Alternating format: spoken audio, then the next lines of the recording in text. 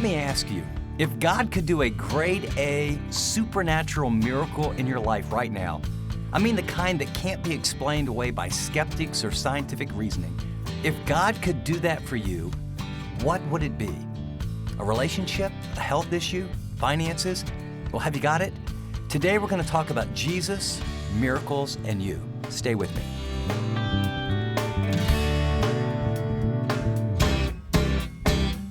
Thanks for joining us for this edition of Living on the Edge with Chip Ingram.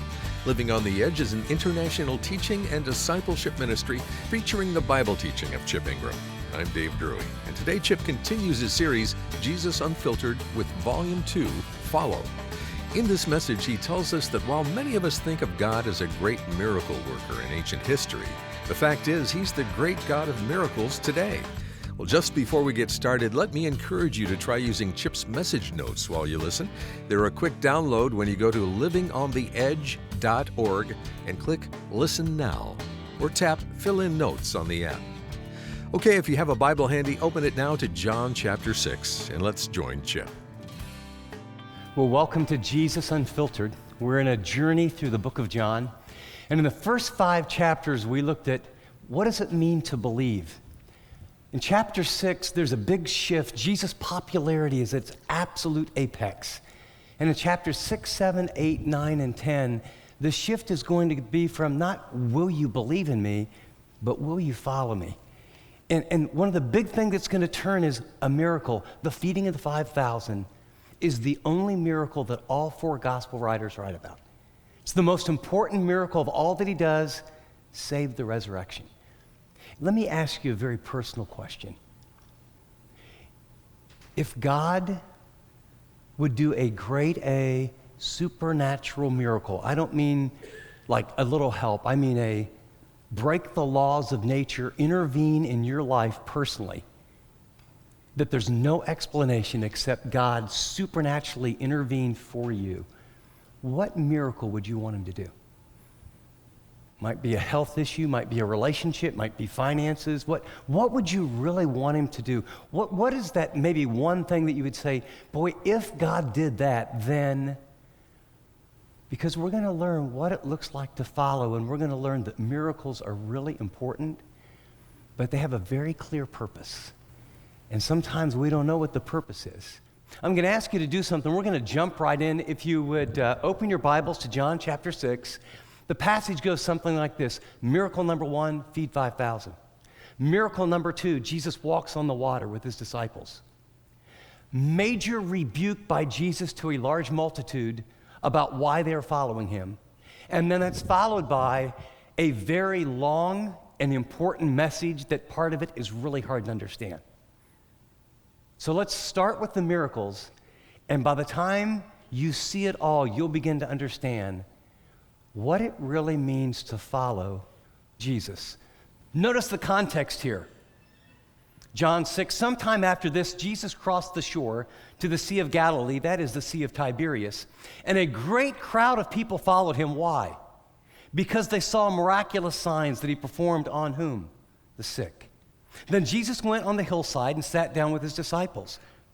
The Jewish Passover feast was near. When Jesus looked up and saw the great crowd coming toward him, he said to Philip, "Where shall we buy bread for all these people to eat?" He asked this only to test him, for he already had in mind what he was going to do. Philip answered, 8 months' wages would not buy enough bread for each one to have a bite. Another of his disciples, Andrew, Simon Peter's brother, spoke up, "Here's a little boy with 5 barley loaves and 2 small fish, but how far will they go with so many?" Jesus said, "Have the people sit down." There was plenty of grass. And so they had the men sit down, 5,000. The other gospel writers let us know that there's 5,000 men, so there's probably somewhere between 10 and 20,000 people, if even a few wives and children are along. Jesus then took the loaves, he gave thanks, he distributed to those who were seated as much as they wanted, and then he did the same with the fish. When they all had enough to eat, you might underline that in your mind, he said to his disciples, "Gather the pieces of bread that are left over. Let nothing be wasted." So they gathered them, and they filled 12 baskets with pieces of barley loaves left over by those who'd eaten. Notice after the people saw the miraculous sign that Jesus did, They began to say, surely this is the prophet who is coming to the world. And Jesus, knowing what they intended to come and by force make him king, he withdrew into the hills by himself. Now what he's going to do, literally, imagine this crowd, maybe 15, 20,000 people. They've seen this miracle. This is the prophet. They're thinking Deuteronomy chapter 18, where Moses said, God will raise up another prophet like me. And Moses brought manna in the wilderness. Jesus is in the wilderness. They see the parallel, and they're starting to rush toward him to make him king, a political king, the Messiah. And as they're doing that, he says to the disciples, okay, pick up all this stuff. He's going to send them away, and then he goes up on a hill to pray. Notice what happens. When evening came, the disciples went down to the lake, where they got into the boat, and they set off across for Capernaum. By now it was dark, and Jesus had not yet joined them. And a strong wind was blowing, and the waters grew rough. When they rowed 3 or 3.5 miles, they saw Jesus approaching the boat. Miracle number 2, walking on the water, and they were terrified. But Jesus said to them, it is I, don't be afraid. Then they were willing to take him into the boat, and immediately the boat reached the shore where they were heading. Context. The next day, the crowd that stayed on the opposite side of the lake realized that only one boat had gone, and that Jesus had not entered that boat with his disciples, but they had all gone away. Then some boats from Tiberias landed near the place where the people who had eaten the bread after the Lord had given thanks. And once the crowd realized neither Jesus nor his disciples were there, they got into the boats and they went to Capernaum. Notice this, in search of Jesus. Miracle, miracle, in search of Jesus. Jesus does this miracle on purpose. Jesus has been teaching.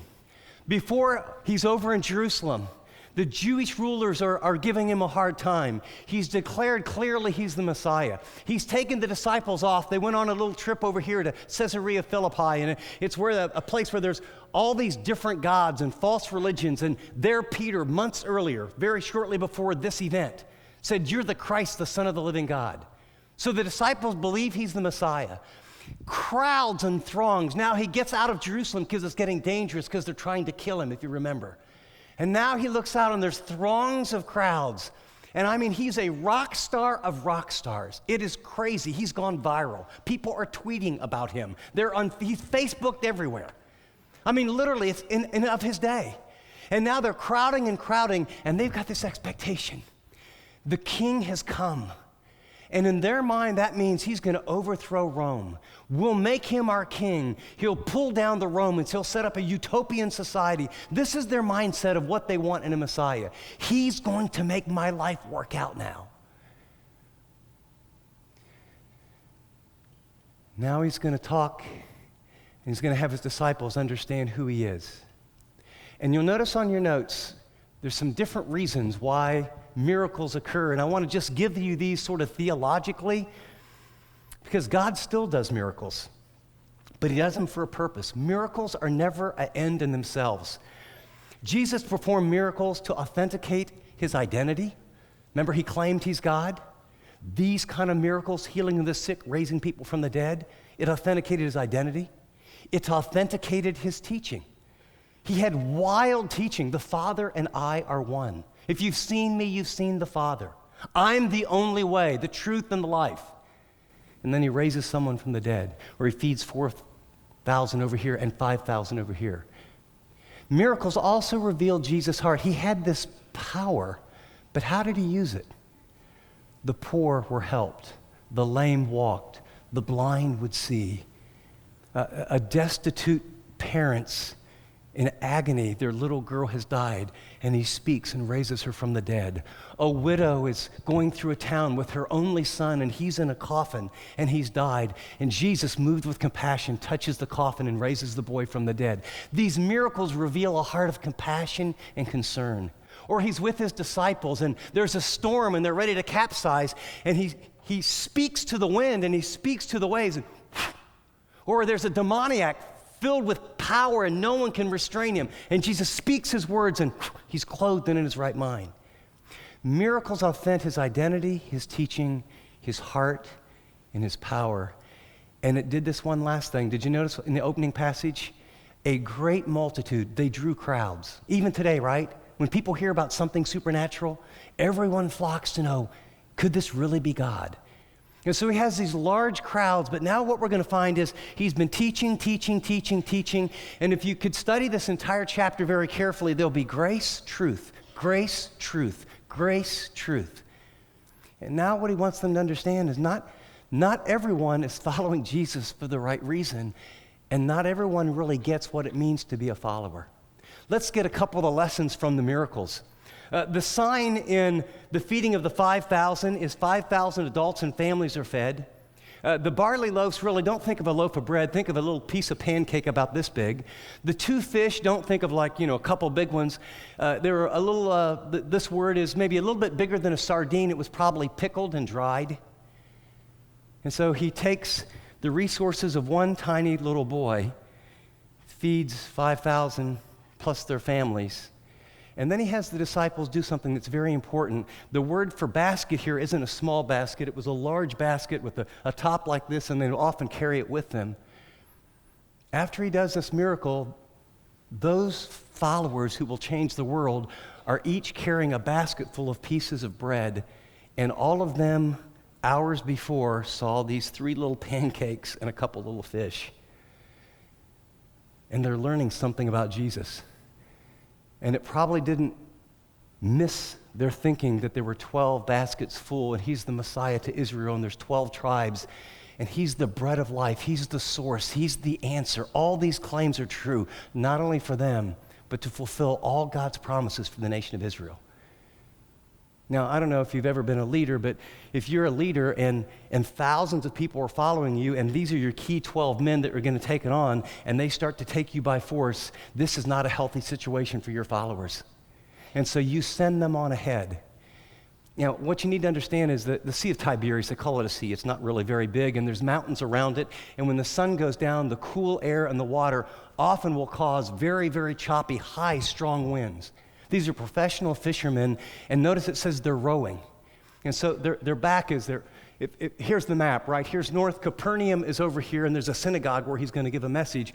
Over here, it's about 4 miles across the lake this way. He's just fed 5,000 people. They've been about 6 or 7 hours rowing, and they're making no progress. Jesus is up on the hill, and he sees them. Notice he sees and he cares. And they're in a struggle. Notice the lesson of the 5,000 is that if we bring our limited resources to Jesus, he has the power and desire to meet our need. That's what it means to be a follower. It's not just intellectually believe. Here's the lesson. If you bring your limited resources, I don't have enough time, I don't have enough courage, I don't have enough money, I don't know how to address a situation, I don't have the resources to be the kind of parent you want me to be, I don't know how to live this way as a single person. If you bring your limited resources to Jesus, he has the power and the desire to help you. Being a follower isn't just eating the bread or the fish or him doing things for you. It's bringing your needs to him. He wants to help you. It's an engagement. It's a life journey. Notice the responses. They try to make him king. In the next section, the sign is Jesus walks on the water, and you'll know from the other Gospels that Peter actually says, if it's really you, ask me to come. And Peter walks, and he does well until he begins to look at circumstances and waves, and he begins to sink. And then immediately Jesus gets in the boat, and you have sort of one of those Star Trek moments, right? He gets in the boat, and immediately they're there. Now, what do you think why is he preparing them? There's going to be 11 of these 12 men that are going to blaze a trail that is so countercultural, that it will be so difficult. They will go through such suffering. Every single one of them will be martyred and will not waver for their faith because they understand who he really is. The conviction of following someone is you can't follow him unless you can trust him. And you can only trust people that you can believe their word. They have the power to do what they say they can do, and you can only trust them if you really know they care about you. And Jesus sees their struggle. And Jesus walked on the water purposefully to let them know that whatever comes into your world and your life, I want you to know even the very powers of nature are not a limitation for me. And so here's the lesson from miracle number 2. If we invite Jesus into the storms of our life, he'll rescue us. Let me give you some perspective here. I've anointed people with oil, with elders. I've prayed for many people and buried them 2 weeks later. So there's no claim, there's no special powers or anything. All I know is that at certain times, God intervenes in supernatural ways to authenticate his identity to us, to reaffirm his teaching to us, to give us faith and encouragement for his heart of compassion, and that we could remember he has power, and that in the circumstances of life that he sees our struggle, and he wants us to cry out to him and have a relationship with him that's not about what we can get from him or what he can do for us, but to understand he's God. Invite him into your struggle. Invite him into the storm of your life. There's going to be a big shift here. The response of the disciples, first they're terrified, then they're overwhelmed, right? When's the last time you were terrified of who God really is? I mean, not because you were afraid of him like he would hurt you, but terrified just how powerful, how unapproachable light, how holy, how magnificent. So I think somehow Jesus is stuck in our minds as meek and mild and sort of has a pale complexion and isn't the kind of person, if you had a big job to do, you wouldn't want him to help you because he's pretty weak and you probably can't pick up anything, and he's probably really sweet and just kind of hangs out with women and little kids, and really, he's a little flannel graph, or like the pictures, been to the Christian bookstore, Jesus. It's not the Jesus of the Bible. The Jesus of the Bible is strong, he's powerful, he's supernatural, he cares, he loves. He's for you. I'd like to just stop right now. I'd like you to stop and think of what's the biggest storm in your life for someone you love, okay? Think of someone you know that you love, they've got cancer. Think of someone you love and their marriage is not going well. Think of someone you love that has a child who's just far from God. Think of someone you love that is single or divorced or in the midst of deep personal pain or depressed. Have you got him? Have you got it in your mind right now? Ask God. Maybe that person's you. Ask him to come into the storm of that person's life or you right now. Oh God, you're not a God of a book of thousands of years ago. Lord, you are with us where we move and live and have our being. You are personal and you are intimate. Lord, you take all of our tears and you put them in a bottle. Your heart grieves for us. You long for us to come and pour out our heart and share our needs and our hurts. You long to enter in and help. And so we ask in the name and the power of Jesus himself, our Holy Father, that you would do miraculous things, that you would intervene, that you would give grace, that you would give courage, that you would restore relationships, that you would even choose to heal bodies. And we would commit in advance that we'll give you credit and honor and glory. Chip will be back in a minute, but if you're just joining us, you're listening to Living on the Edge with Chip Ingram. Chip's message today is from Follow, Volume 2 of his series, Jesus Unfiltered. Follow explores what Jesus meant when he said to his disciples, "Follow me." Those 2 words have changed the lives of countless millions over the centuries, and you can experience that same life-changing power. Now, if that's an idea you'd like to pursue, listening to this teaching again will help you get there. Now, to do that or to share this series with a friend, it's easy on the app. If you're a radio or podcast listener, just visit us online at livingontheedge.org or give us a call at 1-888-333-6003. We'd love to get this resource in your hands. Well, Chip, this series really helps us understand that being a Christian isn't about trying to be a good person. It's about a 24/7 relationship. Now, let me ask, how have you developed your relationship with Jesus over the years? As you listen to these messages from the book of John, I'm guessing you have the same problem I do. I mean, this is very strong, clear teaching from Jesus himself. And at times I feel overwhelmed and I get convicted and I realize I'm trying in some areas, and then I just feel stuck. Well, I want you to know I developed a habit about 30 years ago. When I would get stuck, what I realized was I was believing lies, or I'd have struggles that continued over and over and over, and I needed to attack the lies, not just my behavior or my emotions. And so I came up with these cards, and we call them the Jesus Unfiltered Truth Cards. For example, I get frustrated when people interrupt my schedule, when they cut in front of me, because down deep what I believe is my stuff, my time, and me is more important than other people. Now, that's hard to actually admit. So what I wrote on the card is, I get frustrated and angry when people interrupt my life, ... And then I write on the bottom, stop. Then I flip the card over, and from John 13, Jesus says, if I, being your Lord and Master, serve you, blessed are you when you do this for one another. And so what I realize is that blessedness comes from service. But instead of trying hard and beating myself up, these truth cards, I read them over in the morning, I read them over at night, I identify a few lies, and then I get the truth. And so we've made these up for you, and let me tell you, it has radically changed my life. The Jesus Unfiltered Truth Cards are available to you. Love to put them in your hands, because transformation doesn't happen by trying hard. Transformation happens by renewing our minds. Thanks, Chip. Well, the Jesus Unfiltered Truth Cards are available now while supplies last when you tap Special Offers or go to our website, livingontheedge.org. They're a set of 21 cards, like the ones Chip uses. Each card has a common lie or spiritual battle we all face. And on the flip side, it has a passage from the Gospel of John to help you renew your mind with the truth.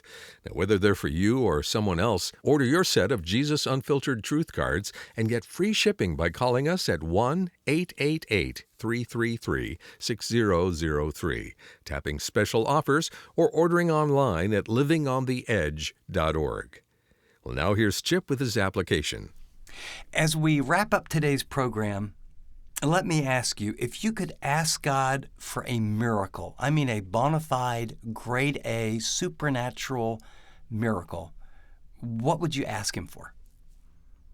You know, I think sometimes we think very subtly God becomes this sort of impersonal force, and there's these principles and everything is just cause and effect, and we do this, God does that, but we don't believe He'll break into our world and do a miracle. Now, a miracle is rare, okay? I get that.